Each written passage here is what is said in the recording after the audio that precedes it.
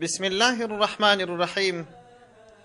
محترم او معزز ورونو، د الله جل جلاله د سپیڅلو او اسماء الحسنا په سلسله کې د الله جل جلاله یو سپیڅلی نوم المهیمن جل جلاله دی. المهیمن جل جلاله معنا ظاهری او ساده معنا نگاهبان ساتونکی، خو هغه علما چې په اسماء الحسنا کې ژور تحقیق کړی دی هغه په دې اړه باندې تفصیلي خبره کړې ده. یوه معنا ادا کړې ده چې المهیمن جل جلاله د دې معنا الرقیب الشهید، هغه ذات چې څار د بنده په ښکاره او په پټه کوي، هغه ذات چې د بنده په ټولو حالاتو کې حاضر او ناظر وي، لکه په سورة طه کې چې راځي لا یزال رب هغه ذات دی یعلم السر و اخفا، هغه ذات چې علم په پټو او ښکاره شیانو لري. الله جل جلاله هغه ذات دی چې پر ده باندې نه کم شی په مځکه کې پوشیده دی نه په اسمان کې، په پټه او ښکاره باندې علم لري، په هغه شیانو باندې علم لري ای انسانه چې ته ور باندې خبر یې، او په هغه شیانو باندې علم لري چې تا لره علم د هغه نسته. څه چې ته ښکاره کوې، څه چې ته پټوې، څه چې ته په فکر کې راوړې، څه چې ستا پر زړه ارزیږي، په ټولو شیانو باندې د الله جل جلاله علم سته. او بله معنا ادا کړې ده چې المهیمن جل جلاله د دې معنا العلیم بكل شیء، هغه ذات چې پوره علم پر هر شي باندې لري، لکه په سورة حجرات کې چې راځي الله جل جلاله فرمایي والله بكل شیء علیم، الله جل جلاله پر هر شي باندې پوره علم لرونکی دی. او همدا ډول یو حدیث کې راځي رسول الله صلی الله علیه وسلم فرمایي استحیوا من الله حق الحیاء، تاسې د الله جل جلاله څخه حق حیا ولرئ.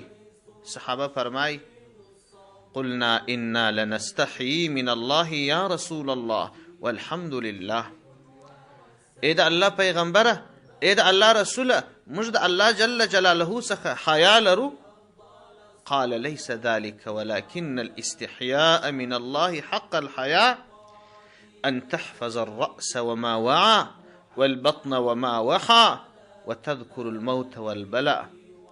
حق حیا دا ده چې ستا په سر کې څه دي، په سر کې دې څه محفوظ کړي دي، پر سر دې څه چاپیره دي، او په دماغ و فکر کې دې څه ستا، په نس کې دې څه ستا، او د دې ټولو شیانو حفاظت، یعنی دا چې په سترګو دید، په غوږو اورېدل، په ژبه ویل او خوړل، په نس کې ساتل، د دې ټولو شیانو حفاظت وکړه. څه چې الله منع کړي دي د هغه څه ځان وساته، او څه چې الله جایز کړي دي هغه کوه. په دې ټولو د الله علم دی، او د مرګ یادونه کوه.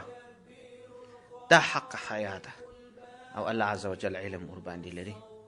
بله معنا ادا کړې ده چې المهیمن جل جلاله القادر على كل شيء، پر هر شي باندې قدرت لرونکی، داسې قدرت چې هیڅ شی په دنیا کې ممکن نه دی، نه کېدلی سي چې د هغه رجوع الله ته ونسي.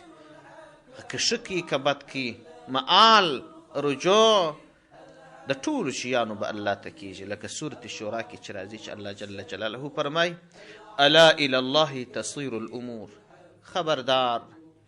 خبردار د ټولو شیانو رجوع الله جل جلاله ته کیږي. او همدا ډول د المهیمن جل جلاله معنا دا یې هم کړې ده حیمنة شفقة ورحمه، داسې رب چې هغه سیطره د شفقت او د رحمت کامله یوازې الله لره ده. الله جل جلاله هغه ذات دی چې شفقت او رحمت یې پر تا باندې چاپیره او تا ته متوجه دی په هر آن باندې. بله معنا یې دا کړې ده المحافظ، ساتونکی، لکه په شروع کې چې مو وویل چې نگهبان، او بله معنا یې دا کړې ده من کان مع المهیمن کان المنتصر. هغه ذات، هغه څوک چې د الله جل جلاله سره وي، د الله جل جلاله نصرت به ضرور د ده سره وي. او دې ته ورته نورې معاني هم د المهیمن جل جلاله سوي دي. خو بزرګانو، مشایخو، علماو په تجربه دا خبره ثابته کړې ده که څوک المهیمن جل جلاله په پابندۍ سره وایي د الله عز وجل د دا سپېڅلي نامه یادونه کوي، الله جل جلاله به یې د ټولو افاتو بلیاتو څخه وساتي. والسلام علیکم ورحمة الله وبرکاته.